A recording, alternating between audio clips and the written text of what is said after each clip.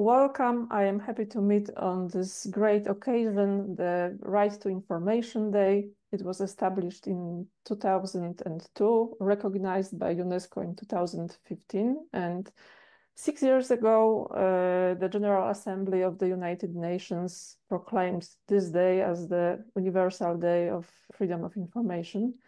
So it's a happy occasion, and to speak today with Carole Eward from Freedom of Information Campaign Scotland. She is the chief officer and she has been with the organization since 1999. And we will talk about the freedom of information and what is going on with the right to information in Scotland. And at the beginning, I would like to ask you about the freedom of information, how it works, because I think with Scotland and Poland have some similar experiences. Our Freedom of Information Act was established in 2001, yours in 2002. And I just wonder how those provisions changed the life of the people in Scotland. Is this a popular law? Are people using it broadly? Thank you very much for allowing us to take part in this conversation today. We're delighted to work with you to discuss FOI law in Scotland and to highlight the similarities. Scotland's law was passed due to the Scottish Parliament being established in 1999. Scotland had voted for devolved power away from Westminster, the UK Parliament. And when that power was given to us across a range of devolved issues such as education, housing and health, the Parliament was allowed to pass its own legislation, and it did so in 2002. And that mirrored the purpose of the Scottish Parliament to be open, transparent and accountable. And that was embedded in law. And the law became effective on the 1st of January 2005. A generous lead-in time had been given to prepare the 10,000 plus designated public bodies to comply with the duties and ensure they could uphold people's rights. One of the big things that was done was the Scottish Government, or the Scottish Executive as it was called then, funded free training for all the designated bodies so that there was no excuse for failure to comply, failure to know. And it was introduced at no cost to the Scottish Executive because what they said was transparency, accountability and scrutiny should be part of business as usual, and providing legal rights and duties just cements the rights and the duties in law. And that has achieved a cultural shift within organisations such as individual GP practices, general practitioners, doctors that are funded to deliver services by the NHS. And it covers universities, government departments, elected local authorities, health boards, huge number of organisations covered. So it has made a big impact on people's lives. Okay, but looking back, how would you assess the experience with these provisions? What has worked well and what now needs reform? Well, before I answer that question, what I can emphasise is that FOI rights are popular in Scotland. It has very much captured the public's mood as a tool to be better informed about public service delivery, as well as a gateway to the enjoyment of human rights.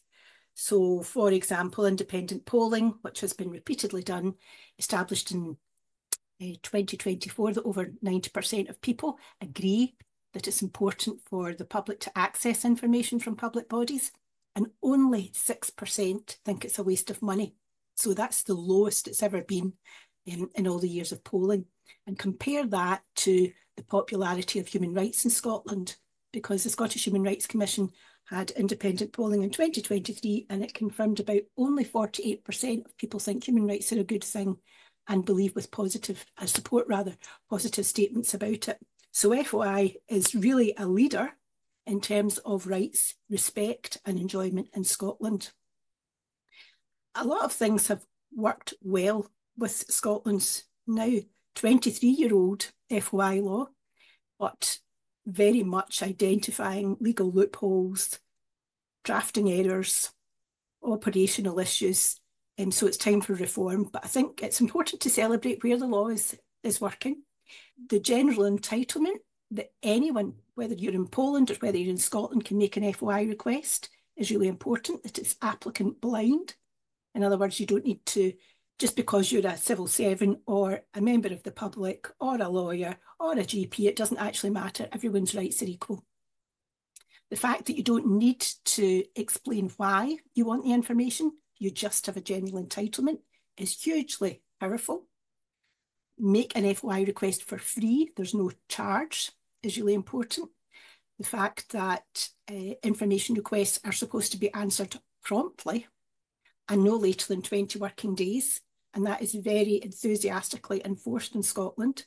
That's important because, as we know, delays in securing information often reduce the value of it, particularly if it's something that a community or a person's anxious about. Substantial prejudice. If you're going to use certain exemptions, you've got a test of substantial prejudice, not just prejudice to the interests of the designated bodies, and that's proved to be pretty powerful.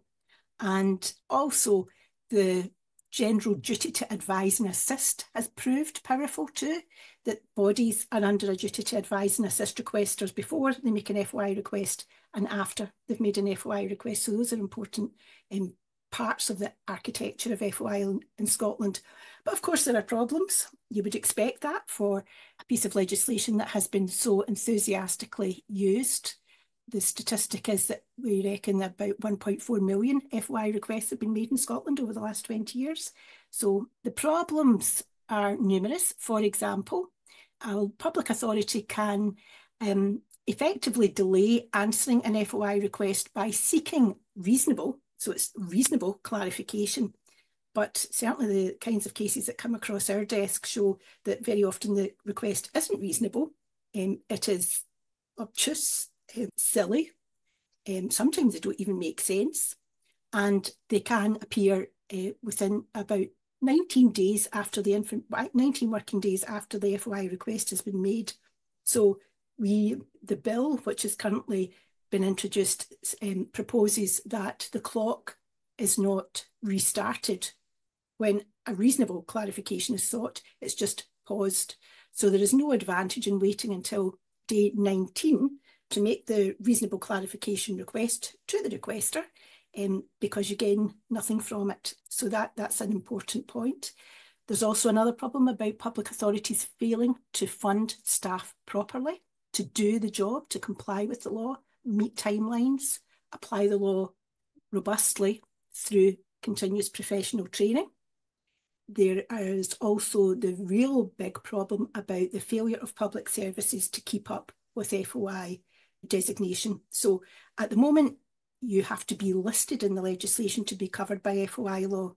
But what's happened in Scotland, and we know it's happened elsewhere too, public services are increasingly delivered by the private sector and the third sector, in other words, not-for-profit organisations, and they operate in the shadows out with FOI, and that's not fair. For example, you could be in a local authority or NHS care home, you're covered by FOI law, but if the care home is delivered by a private company or a third sector organisation, you're not. So the service is the same, your entitlement to receive the service is the same, but the FOI architecture is different. So the failure to designate, the failure to keep up with the diversity in public services is one of the huge problems. That's very interesting. You mentioned the Information Commissioner. That's the body, the institution that we are lacking in the Polish system. But you also mentioned that there is a poll, that the data about the number of the Freedom of Information request is collected. How does the system work? What is the role of is data collection, or just looking from the broader perspective over how does the Freedom of Information Act is working? So we in the Campaign for Freedom of Information in Scotland talk about, yes, the right to information is important, but the only reason that our FOI law is effective is because of the free enforceability through the independent Scottish Information Commissioner. So the commissioners functions are fundamental to the equal enjoyment of rights and are fundamental to transparency, accountability and scrutiny in Scotland.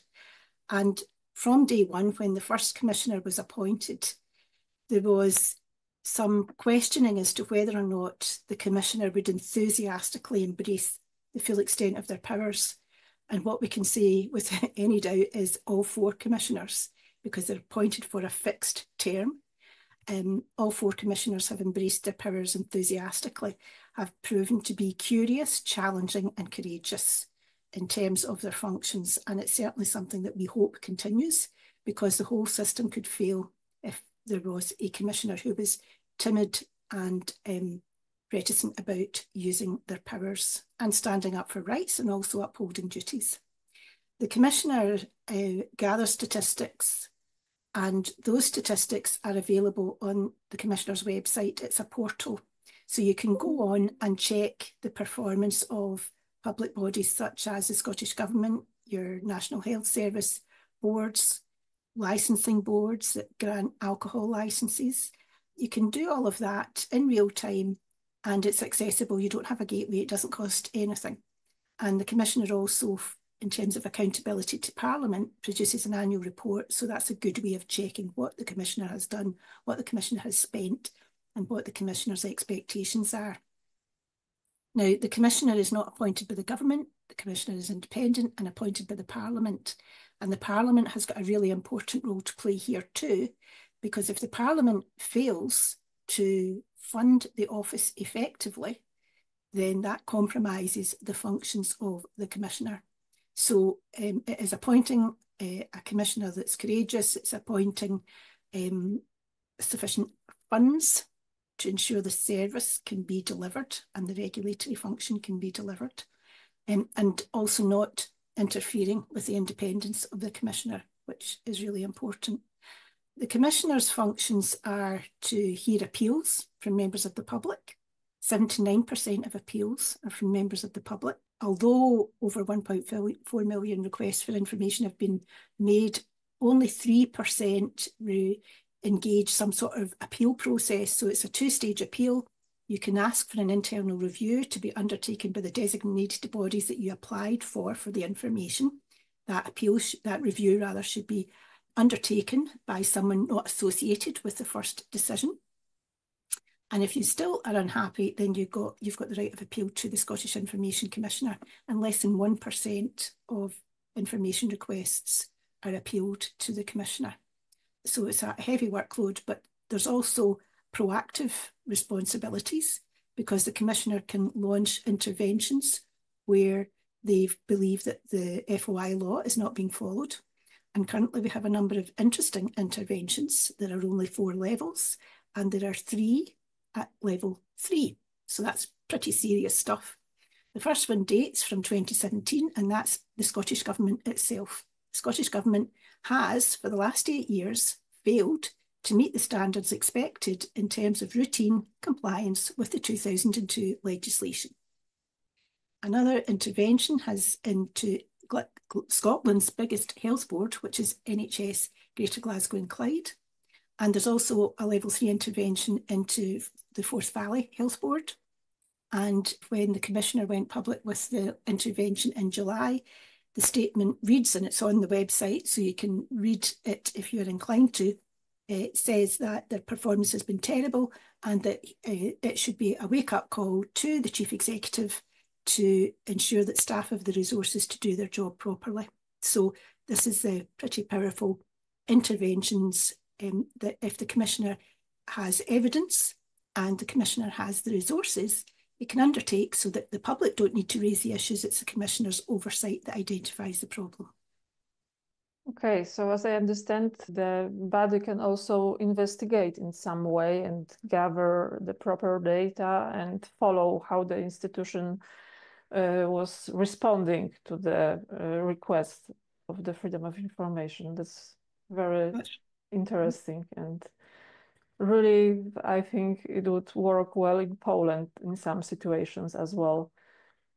Because it's taking the responsibility away from the public and saying, you don't need to do that, because that's our function.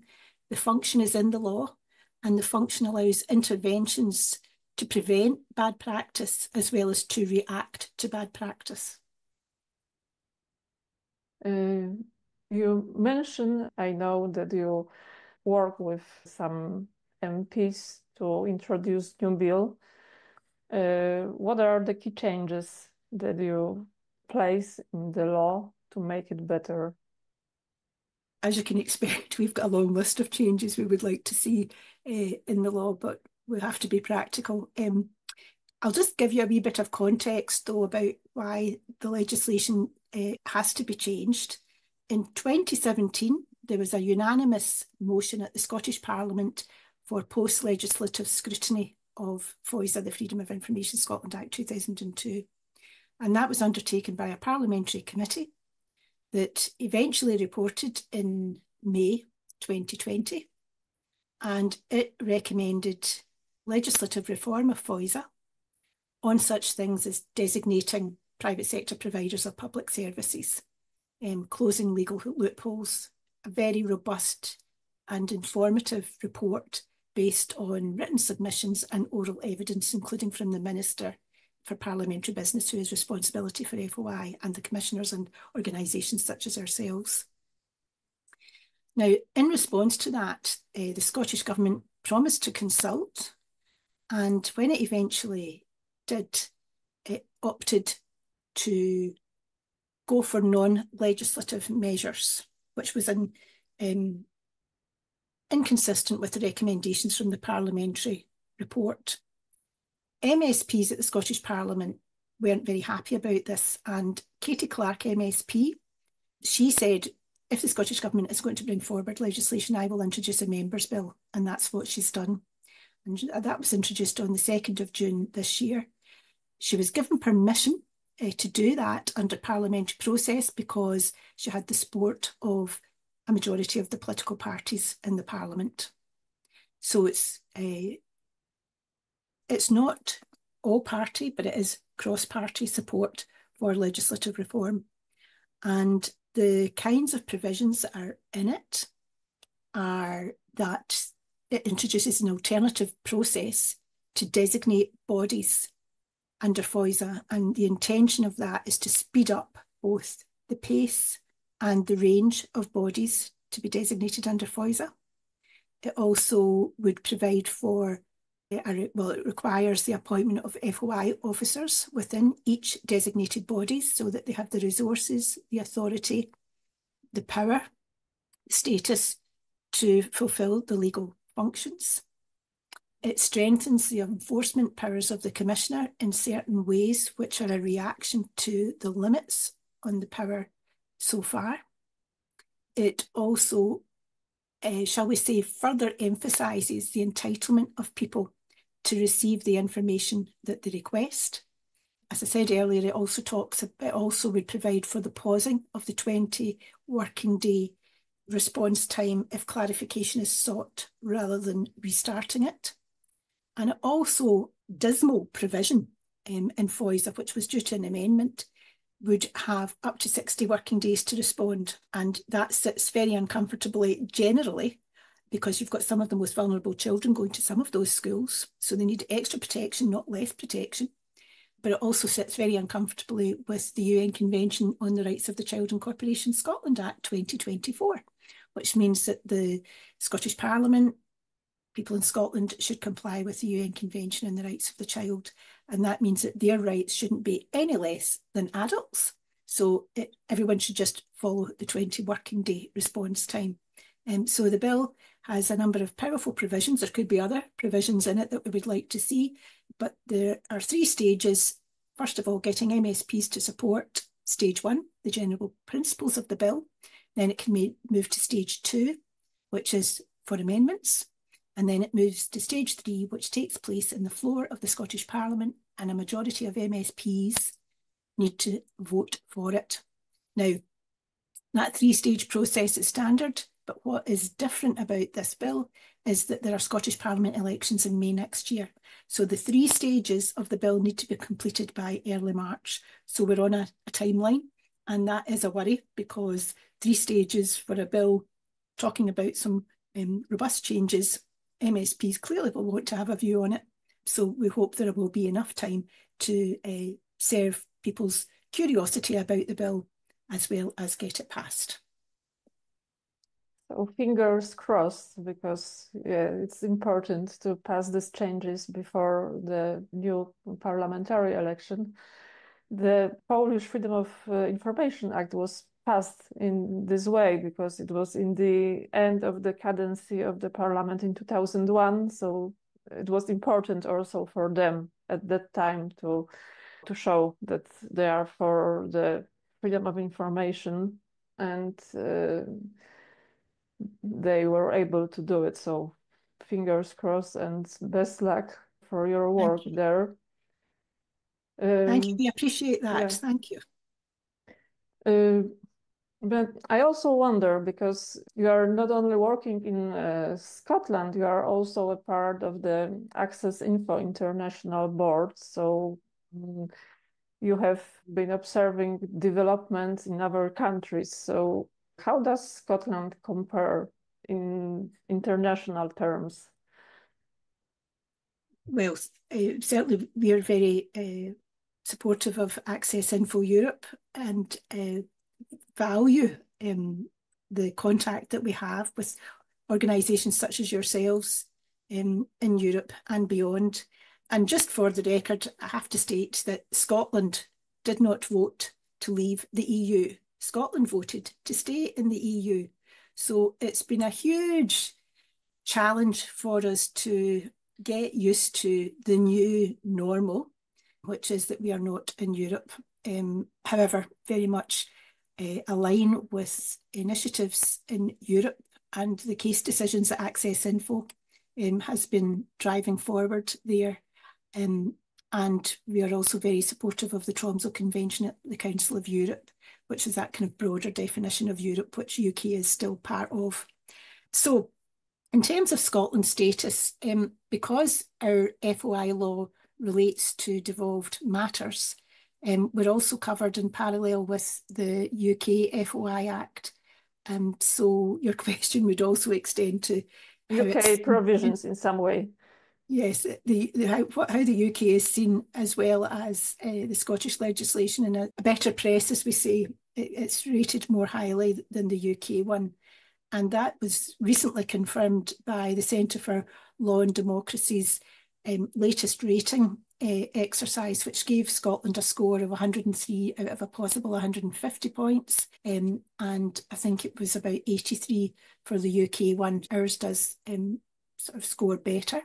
In fact, it was 84 now that I come to think of it, because every point matters. So it's really useful for us to be able to see what our rating is and be able to look at the best practice in other countries and learn from them. And it's been really interesting to work on a jigsaw basis to see what works in some countries and what doesn't work. So I know that we've got a higher rating. What they talk about is 74% of countries rate lower, but even countries that rate lower, their FOI laws have very often got nuggets of information, such as in response times, that allow us, when we are campaigning, to cite better practice. So we appreciate that FOI law is good, but we're learning all the time about what's going on in other jurisdictions and what examples and what cases we can cite, such as in anti-corruption measures and so on. So it's very important to us to be part of that wider European and global community. Thank you for that. I think it's also important, for us as the Polish organization, but also people who are just using those laws at the local level, and for good examples, and to show your local authorities, for example, that it's not so complicated sometimes to reveal some information. So you and perhaps we as well, we can see that the world has changed a lot in the last 20 years. So we were hoping for a better access to information within the digitalization, but this information is the disturbance that is being made by social media. How do you see the next 20 years for the freedom of information, and how we can safeguard democracy, because freedom of information is so important for the rule of law and proper ruling and then accountability. I absolutely agree with you. It is a real defence against fake news, organised disinformation, attacks on democratic engagement and discussion, because people need facts and figures to have evidence-based opinions, and that's a right that's protected under Article 10 of the European Convention on Human Rights, the right to form an opinion by receiving and imparting information and ideas. And there's a presumption there that the information is correct. It's not always going to be correct, but you have access to the information to make an informed opinion. And it's protected under UN law, Article 19 of the International Covenant on Civil and Political Rights. It's a right that's rolled out in things like the UN Convention on the Rights of the Child, UN Convention on the Rights of People with Disabilities.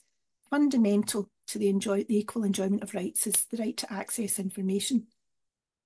In terms of the other challenges around just now, such as social media, there has been some interest in Scotland's FOI law simply because the Commissioner ruled some time ago that WhatsApp messages, for example, should form part of the disclosure process because it's recorded information and it should be part of the file. If you get an information request on a particular subject, check to see if there are WhatsApp messages that relate to it. And it really came into sharp focus last year over the COVID inquiry that ministers and advisors had been communicating via WhatsApp, but there wasn't sight of what those messages were. And during the pandemic, especially initially, when immediate decisions of huge significance needed to be made quickly amongst a small number of people, you can understand why WhatsApp was the ideal communication vehicle. However, it should still be subject and covered by and included by FOI law and disclosure. So Scotland's FOI law has proven itself to be adaptable. One of our concerns is in terms of digitalisation or records management and the use of IT, is that requesters say to us, you go online to make an FOI request and you seem to have pretty sophisticated IT packages because you've got to fill a form in online. Now, you don't actually have to, because the law doesn't require you to do that, but that's the system that's been set up by the public authority. So the requester is faced with this kind of IT package, and then they get an answer back to say, we don't actually have a digitalisation, or we don't have IT systems that can easily retrieve information. So therefore, we can't provide it to you in the granular way that you request it. And they say, well, that doesn't seem right. You've got the initial IT package, but you don't actually manage your information using IT, paper records, filing cabinets, all that sort of thing. And what we do know from the research is that you can cut the cost, you can cut the time of answering FOI requests if you have the right software and record management packages in place. And that's something that we are huge fans of. And in fact, it was raised at a court case this morning in Scotland that was online at the Court of Session, that because there is a £600 maximum calculated at £15 an hour in terms of costing a free FOI answer, those public authorities that don't have effective records management systems can use the £600, whereas those ones which have really super duper efficient records management wouldn't be caught by it because it's quite easy, quite simple, quite cost effective just to reveal it. So there could be some kind of incentive not to have efficient records retrieval in a designated body if they are so minded. However, those are the kinds of issues that we enjoy talking about in Scotland. And it's interesting that with the elections coming up next May in Scotland, one of the parties that has been roaring ahead in the opinion polls is Reform UK. There is only one MSP currently in Scotland from Reform UK. So yes, Reform UK, and I met with him a few weeks ago, and he continues with his support for FOI reform in Scotland, and we were really heartened to hear that. So it's about us building up cross-party support all-party support for FOI reform, because we genuinely believe it's not a party political matter, because everyone's interests are better served when you have a robust legal system which debunks fake news and enables informed decision-making. Thank you for that answer. So freedom of information as a, maybe not a weapon, but the fundament for better. In the end, I would like to ask you, people that are fighting for the transparency on the local level. We have a legal clinic as an organization, and we are providing help for many citizens and activists. What could you say to them on the Right to Information Day? I think it's a right to treasure. It's a right, it's a human right, and it's a gateway to all your rights. And it's the gateway to fair and respectful society. So I have been a great supporter of FOI rights. The Campaign for Freedom of Information in Scotland was set up in 1984, and it wasn't until 2000 at a UK level and 2002 at a Scottish level that we actually got legislation, the kind of robust legislation we were looking for. So I think there's a lesson in that. Don't give up, persevere, target your message, sustain your message, adapt your message to your audiences. Because you're right, FOI is important and it needs to be respected, protected and fulfilled through the law. We are also very much persuaded that FOI needs to be reformed in Scotland. We are mindful that we have a good news story potentially in Scotland if we do reform the law at a time when other countries are regressing on rights and duties. And so we take that responsibility very seriously, and we are making that the subject of our meeting on the 26th of September to celebrate UNESCO's Universal Access to Information Day, and in FOI advocates. And we're posing the question, could Scotland be an FOI global leader by passing this bill? And we are working with journalists, community groups, the public, politicians, to try and make that happen by March next year. Thank you for that, and thank you for the meeting with us and the whole conversation. Thank you very much. It's been a great pleasure.